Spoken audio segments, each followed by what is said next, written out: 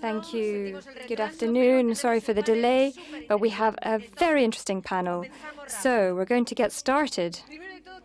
First of all, I would like to thank Argentina, the President, the Vice President, Minister Fori, Susana Malcorra, for having put the issue of women in the agenda, not just in the international agenda, which is very important, but also in the national agenda. That it's been on the agenda of the WTO, of the G20 next year, and they're taking measures in the country to connect more women to the economy. This discussion is about 1 billion. 1 billion women that today are disconnected from the economy. This discussion is also about 25 trillion. That's many zeros. This is what we're missing by keeping this 1 billion women out of the economy. This discussion is about 1 in 5 exporters being women-owned businesses, only 1 in 5. This discussion is about what concrete measures, steps can we take to connect more women to the economy through international trade.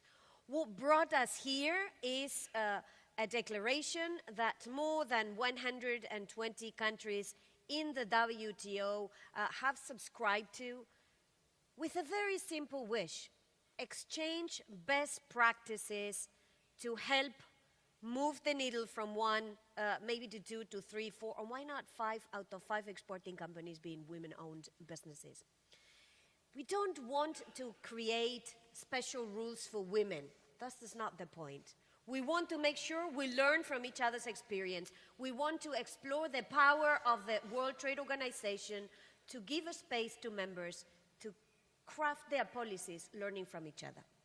Now, in order to do that, we've got in this panel, and I'm going to start with a presentation and a question, Jean-Philippe Champagne, Minister for International Trade from Canada. Why is it that you, Francois, support this declaration in the World Trade Organization, and what is it that you can offer as best practice to this crowd that is listening?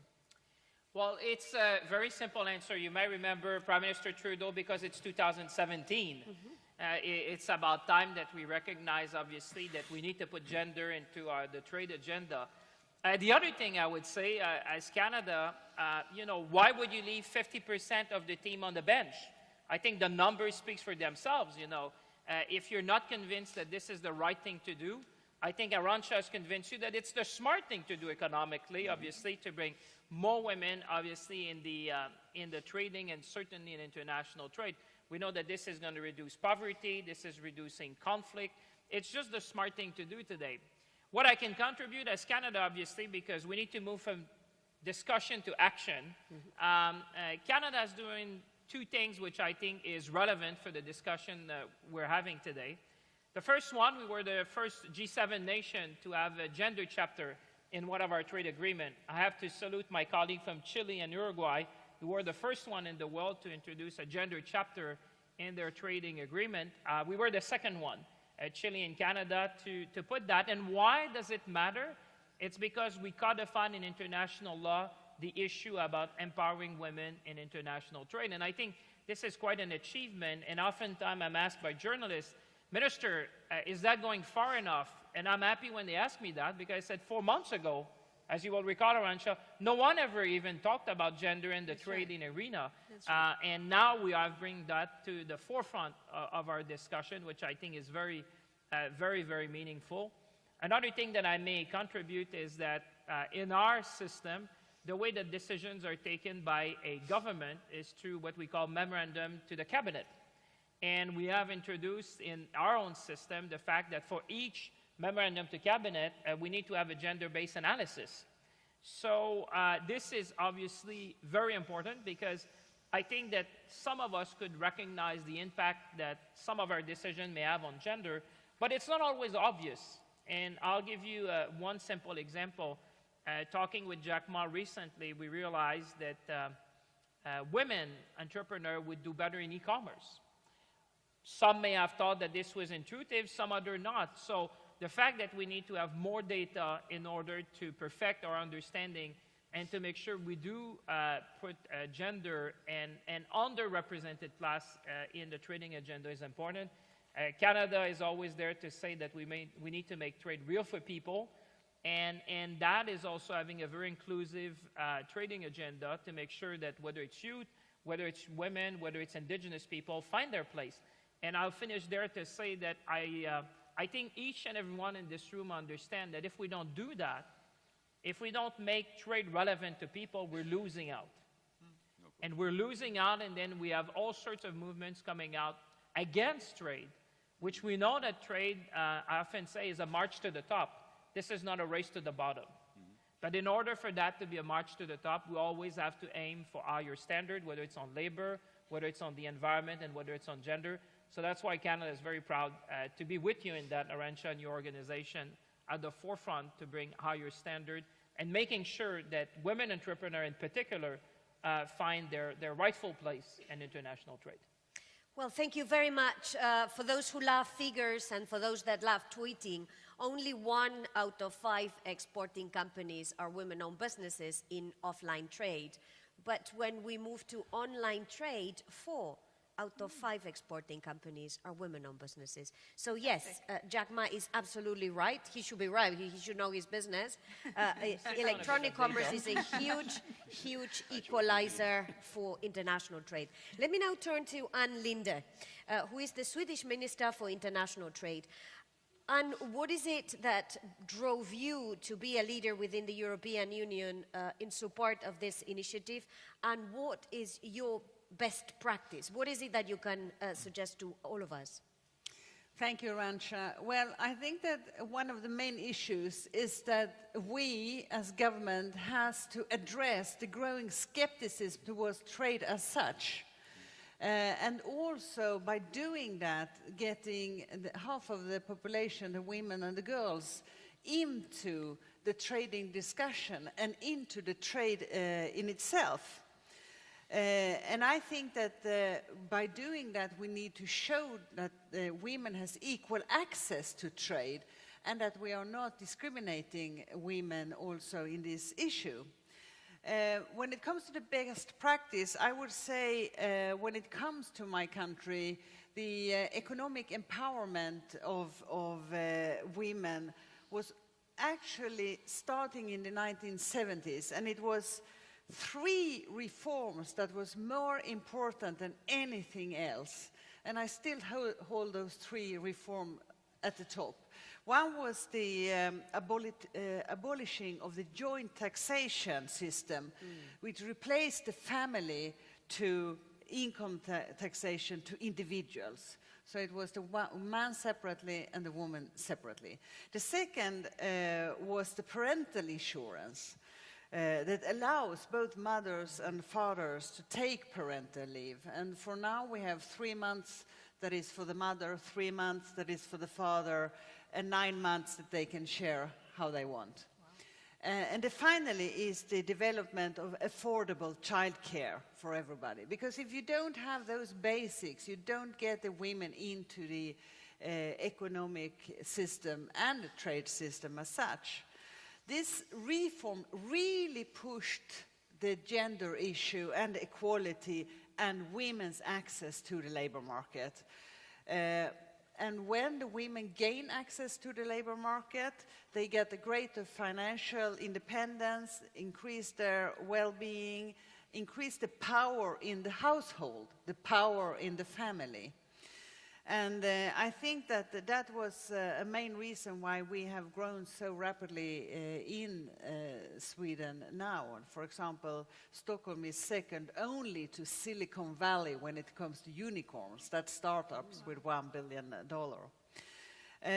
But I think that this is no time to lean back. We decided in 1994 to have 50-50 in government. I'm glad that Canada joined us. And we have about 50-50 in the parliament. But we decided this time to have the first feminist government in the world. And we pursue a feminist foreign policy and a feminist trade policy. First, persons start to laugh about it, then they get curious, and in the end they say, well, maybe that's not such a bad idea. I think there is many issues when it comes to trade that could be pursued in a feminist way. For example, to get all data on a gender basis, to have in all trade agreements different parts that is considered what is best for women, or does we have to do something to support women because this is hindering women.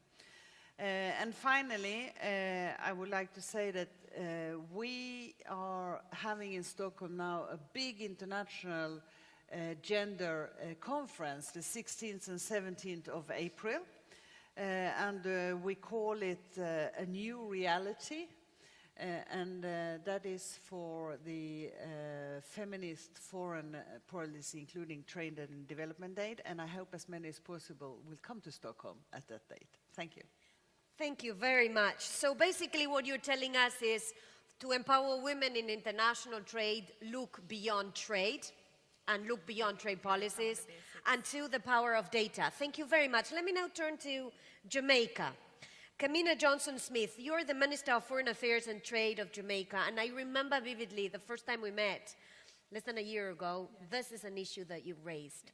Why is it, and what can Jamaica offer to all of us in terms of best practice? Well, my support, and thank you so much for convening this, this event. My heart is in the economic empowerment of women. In Jamaica, although in 2015 the ILO found us to have the highest number of women managers in the world per capita, we still today find ourselves having too many women in unpaid or underpaid work. So we're pursuing policies of not only social inclusion, but financial inclusion. And as a small, open, and vulnerable economy, trade is important to us, and trade is a significant growth item for us on Cabinet's agenda. So including more women in the formal economy, including in trade, is important to us.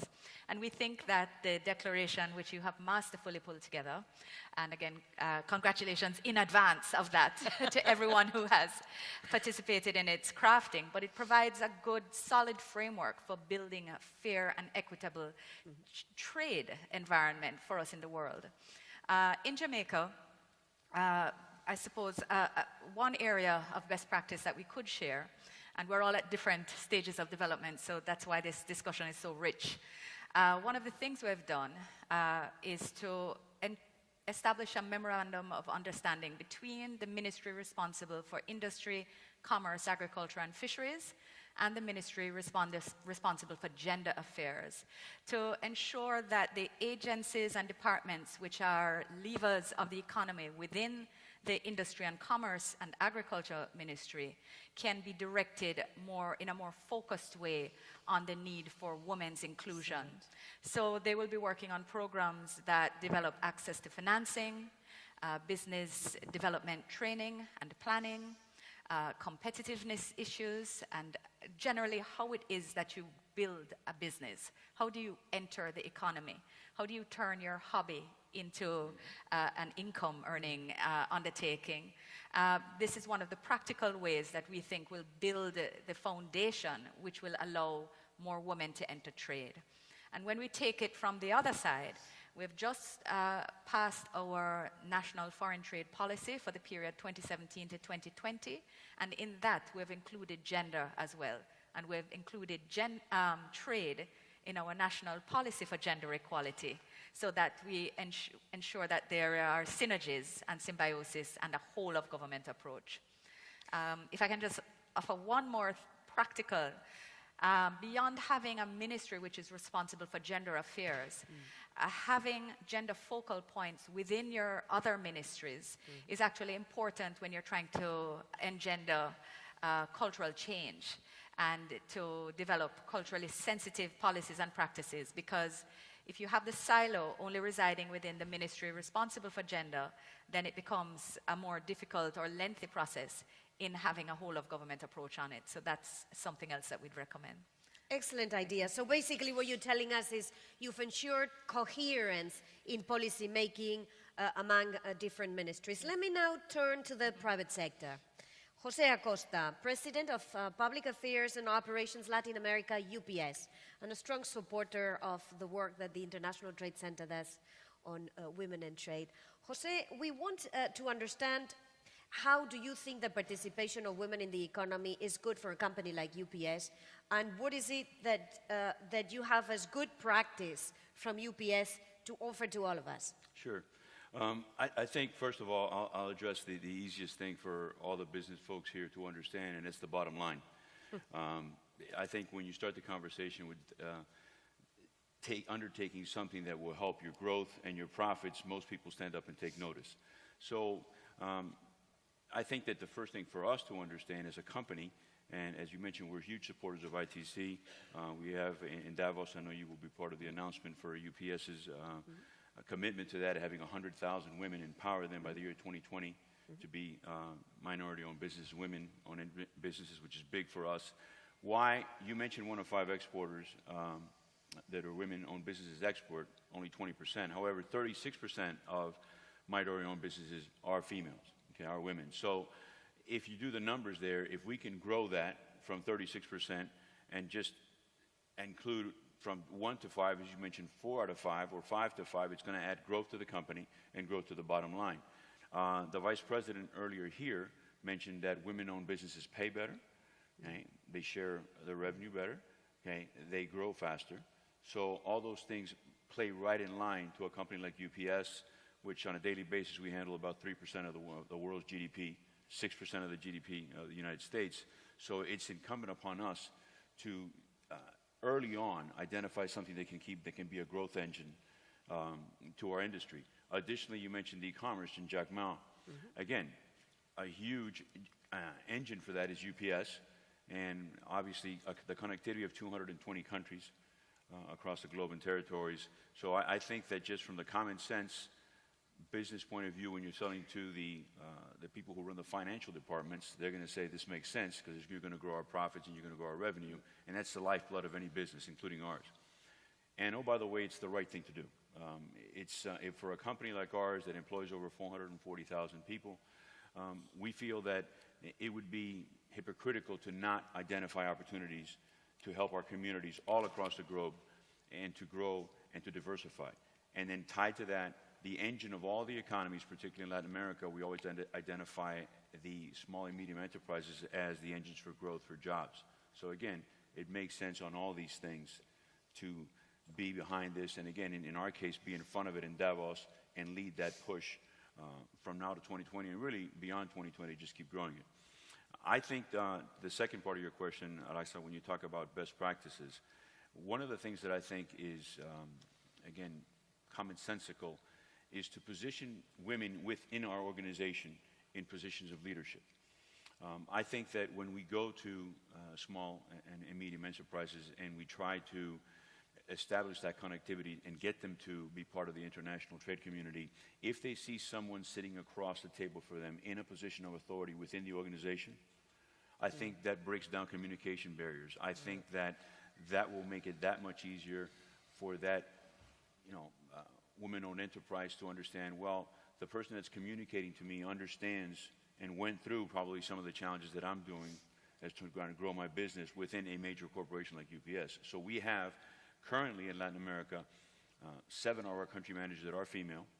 Many of our directors for sales, again, are women, and that again helps drive to this. The other part of the best practice that we want to do, and we want to partner here, I was just speaking with Elena here in Argentina, to partner with whatever the governments want to do to help identify forums, business forums, any kind of opportunities to teach how you get into international trade. Many times it's a myth. You have the intimidation factor, just like you have the intimidation factor of internet commerce or e-commerce.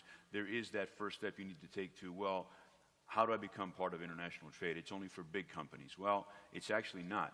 So one of our best practices that we think really helps all the economies is to establish reoccurring business forums, platforms where we can then sit in front of these enterprises and show them. And don't just do it once at the beginning of the year, check the box. it's done, and you think you've done the education. That's not going to work. You have to do it. My suggestion would be, at minimum, every quarter, you have it in different areas across the country, so then you can then access, and the word of mouth will spread that you're trying to do something that's going to teach them, do it in language. Obviamente, si lo hacemos acá, lo hacemos en español. Obviously, if we do it here, we do it in Spanish. In Brazil, we might do it in Portuguese, and in Italy, in Italian. For me personally, I can do those four. Past that, Minister French, I can't help there. But again, I think that that's a key component of it. I think that, again, breaking down the communication, making it simple, and demystifying it will lead to growth and continual growth, and not just a one-off and then forget it and just say you've done it to be able to compare with the world, but something you have to keep driving it. Muchísimas gracias, José. Thank you very much, Jose. What you've told us is that this is just a bottom line thing. And this is where we also need to focus and talk about women and trade.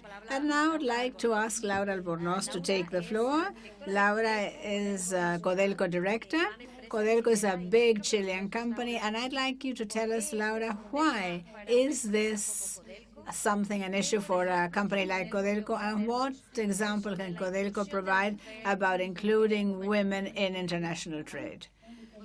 Good afternoon, everybody. Codelco is by far the biggest company in Chile, 100% state-owned, and funding almost the overall public expenditure in Chile. It's the first time that there has a woman in its board. I was appointed as such, and to tell you the truth, I had served as a minister for women before, and when one hears so much about good practices, recommendations, it's quite paradigmatic to think that in 2017, we still need to account for the fact that incorporating women in international trade pays. And McKinsey studies, World Bank studies, I mean, it all shows that we're not talking nonsense, that everybody knows where we stand. I believe, in short, there is a serious problem, especially in Latin American countries.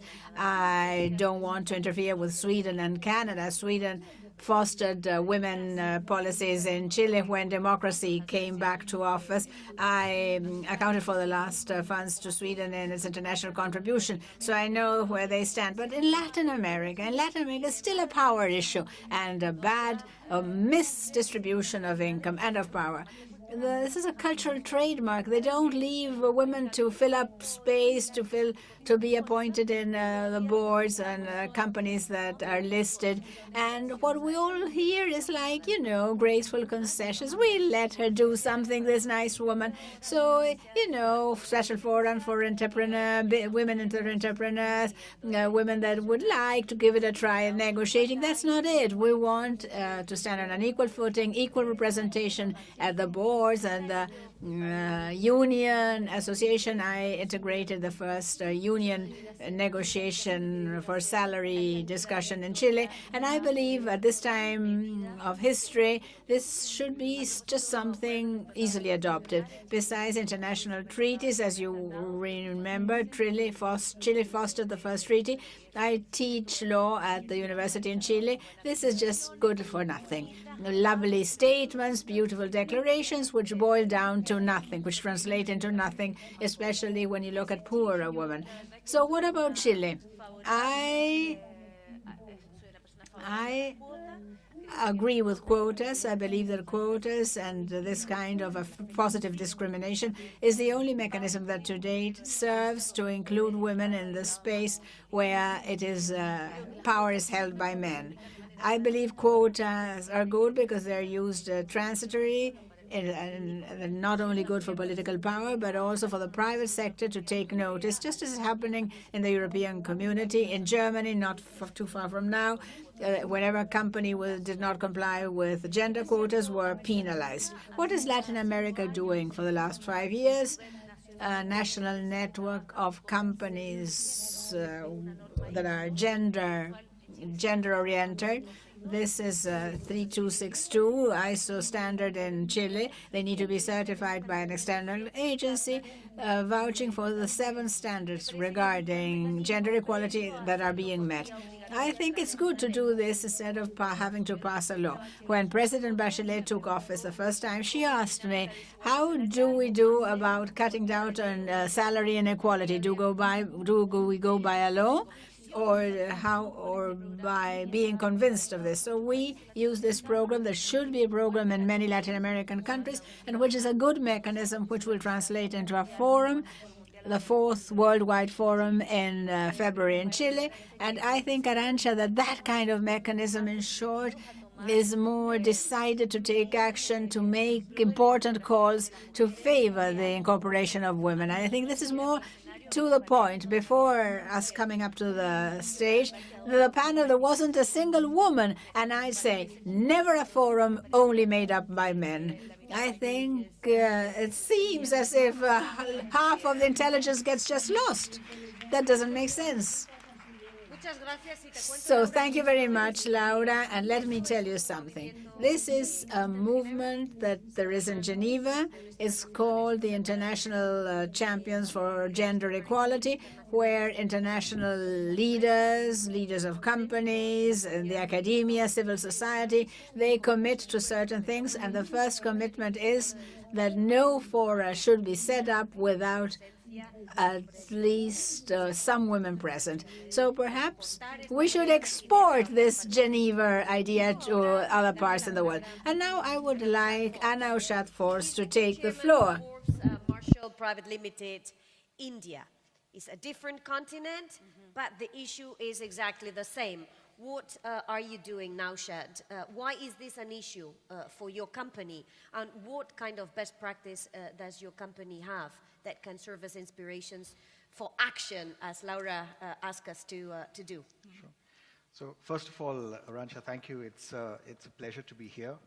I'm pleased to be part of the gender balance on this panel.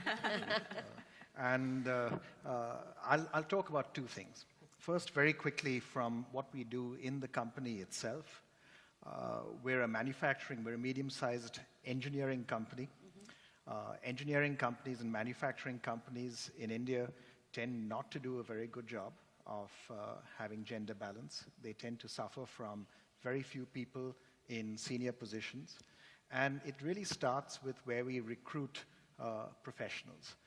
So what we try to do in our company is, and what we've been trying to do in recent years especially, is to recruit as many smart young engineers who are women as we can, because only if we start at that level will we then in a few years be in a position to really have managers and senior managers who are women and who can play their role then in full equality.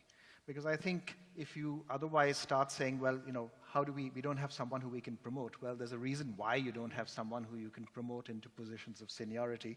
It's because you don't have the right flow. So that's what we've been trying to do from a company perspective. But where I think, I wouldn't make any argument, by the way, that was best practice. I think it's starting to walk. Yeah? Where I think we can talk about things that are best practices in some of the CSR work that we do in the company.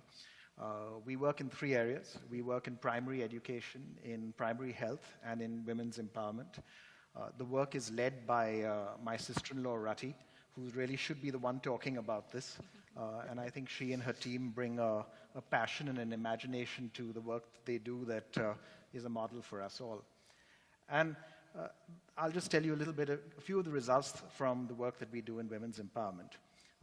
We work mainly in 3 towns, 3 villages, fairly large villages, wherever we have our plants. In each of those areas, we work in setting up self-help groups of women. And these, we now have we set up the first one, I think, 15 years ago. We have now have around 200 self-help groups. It includes over 3,000 women. And these are women from very poor backgrounds. They come from really marginal livelihood families. They save between $1 and $10 each a month, and then they use these common resources to fund various schemes that they then themselves decide. One of the key areas that the highest priority is actually entrepreneurship. The highest priority is to fund women who want to start small businesses that they can then use as a platform for their own family well-being. The results have been, I think, quite impressive over these last few years. We now have, if you look at the proportion of women covered by these self-help groups that are now part of the workforce, it's risen from about a quarter, 25% when we started, to around 75% today. So the proportion that they are either self-employed or now employed by others. So that's the first big step, that people start being included in economic activity and that provides, as I think as the Vice President was saying earlier on, that if someone earns a wage, if someone has the basis of independence, that comes from economic independence first and foremost, and from that flows a whole set of other desirable characteristics. But there are many other benefits too. We found, for example, that the women in our self-help groups have placed great stress on educating their children, all their children, both their boys and their girls.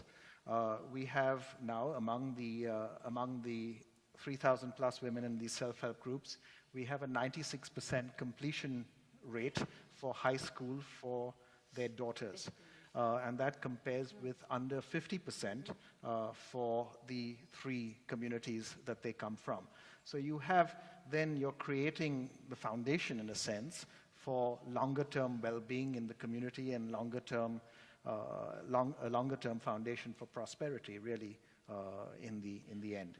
And then they also start getting much more engaged in what government schemes are available. We have many government schemes that are targeted at various issues, gender issues, but many other issues too. We suffer in the country from very limited take-up of these schemes. We have sometimes more schemes than take-up.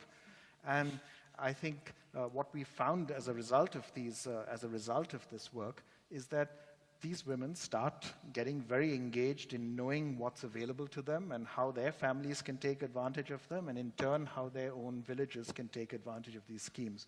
So they become agents of change. They become people who start becoming community leaders. And it all adds up, I think, at the end of the day to what I would define as development.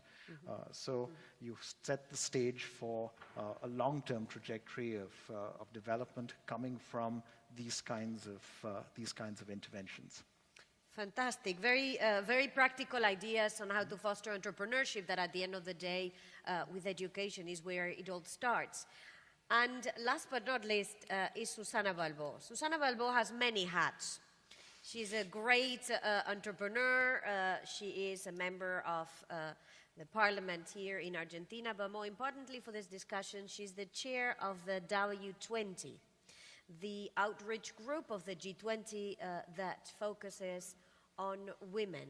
Susana, how are you as Argentina going to build a bridge between the discussions at the WTO 2017 and the discussions in the G20 2018?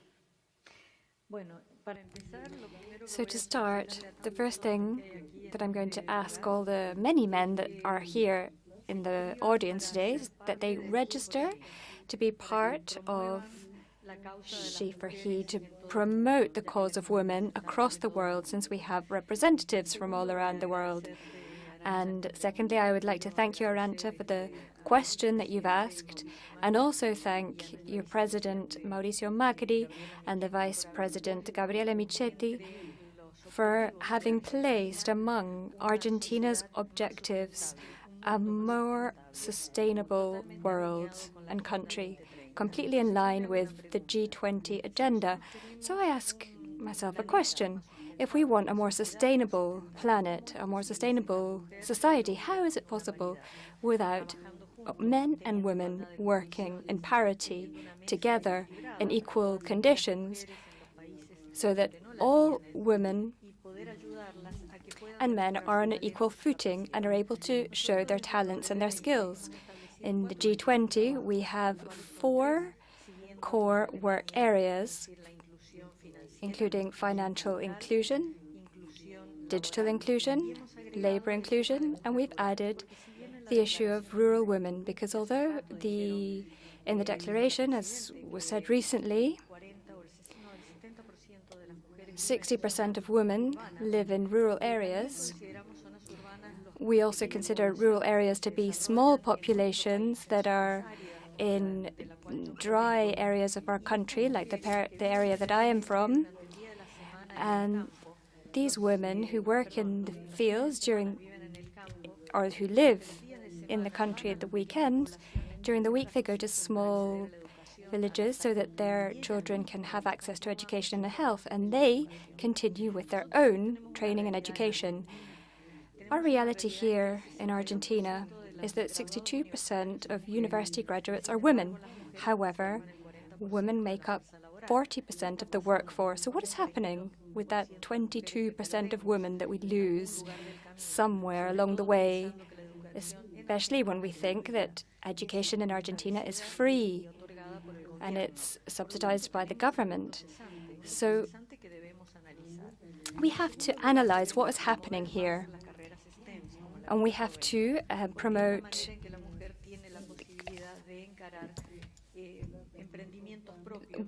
women having the possibility to have their own businesses and to have the possibility of having exporting companies and companies that can easily become entrepreneurial. Why is this? Because most of the careers that women choose are the soft or the light careers, those that are linked to education or to care, health care,